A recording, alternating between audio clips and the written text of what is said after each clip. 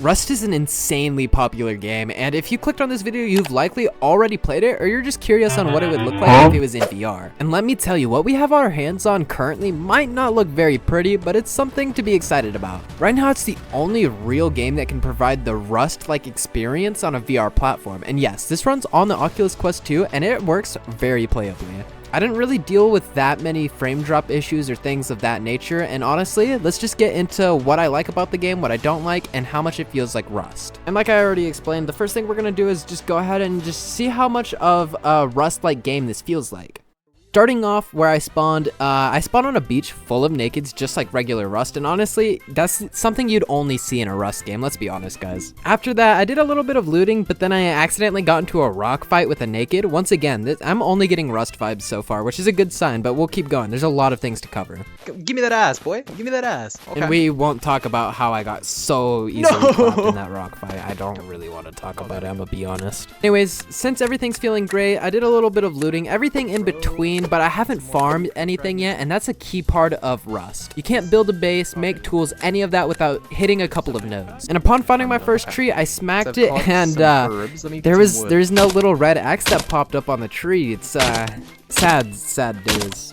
No, but on a real note, I think losing this feature kind of makes sense in VR, as it would be kind of awkward trying to hit the X if it jumped around just like Rust has it. And I know what you might be saying, well yeah, they could make it easier so, you know, you could hit it more often, but then I feel like at that point there would be no point in, you know, having it a feature because you just always hit criticals if it was too easy. I'm sure the feature could be implemented in a way that makes sense, but right now I feel like it's fine to not be in the game. Also, hitting stone nodes was super awkward because every time I would hit it, it'd bounce me up in the air for some reason.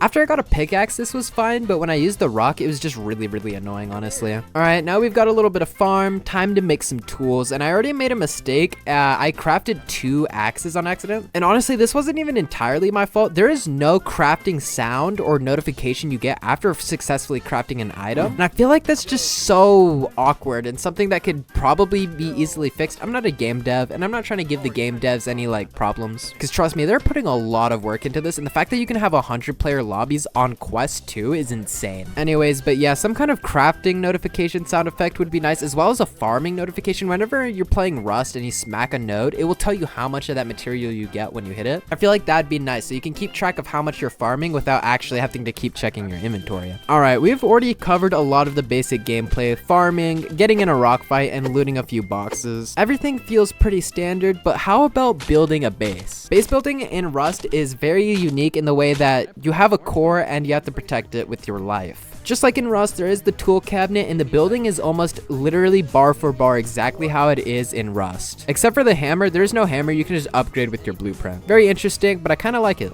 I'm not gonna lie, I really did struggle trying to get the building to work, because at some point when I put down my tool cabinet, and just even before that, it just wouldn't let me build onto one platform I started. Now, building a base worked perfectly fine after this. It was just one little fluke in this area where I could just put one thing down and nothing else. So basically, I couldn't build there. I don't know why. It would let me build in the first place, but I couldn't build any other direction from it. So I started a new base a little bit further down the hill, and it worked out perfectly fine. I also built another base after this on a different server, and that once again also worked perfectly fine. This shows that the game is obviously, you know, still very early, and random bugs that are pretty unexplainable can happen just like out of nowhere. But I won't lie, the building was still pretty satisfying once it actually did end up working for me. Placing the TC is what messed me up. Ooh, but I also can't get up there, and that's a problem. There we go. I made it up. Alright, first things first. I swear I can build a base, fellas. I swear. Triangle foundation. Here. Okay, next. We put some walls up. One right here, one right here. We're making just a little lick with the box. Put one right here.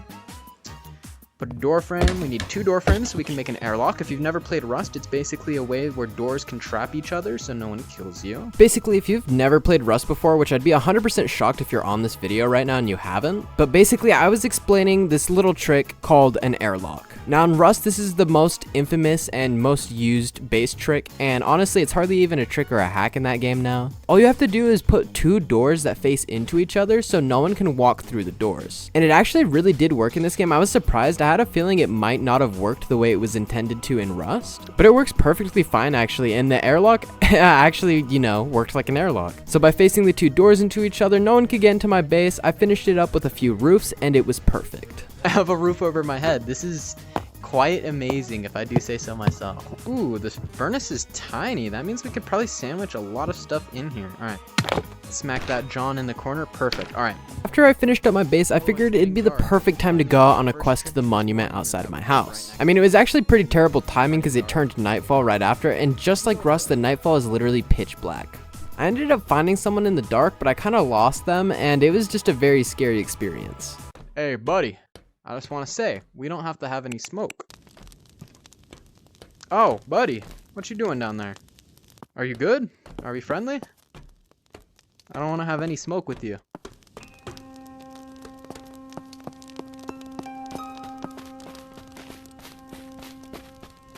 Hey, why are you following me? Ow. Help!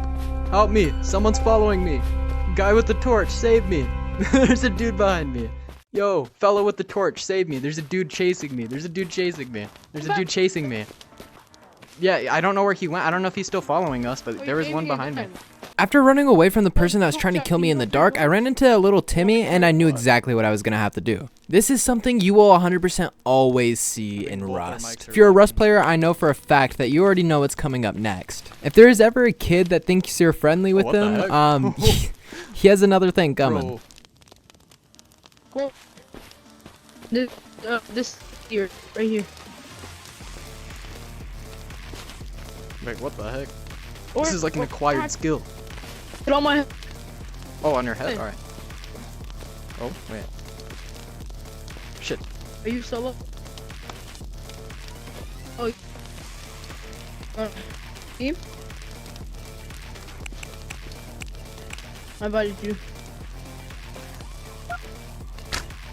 Oh my gosh. Oh my.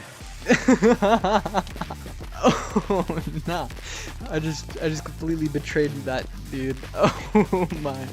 Oh, this is gonna be a wonderful day. I'm not gonna lie, the little bit of time I spent on this game was pretty fun, and I can't wait to jump back in really soon. But as for now, this is just the quick overview on Rust in VR. Now, if you love that clip of me betraying that little Timmy, go ahead and click on this video on screen right here. This is a different VR game, but I betray a lot of people, and it is hilarious.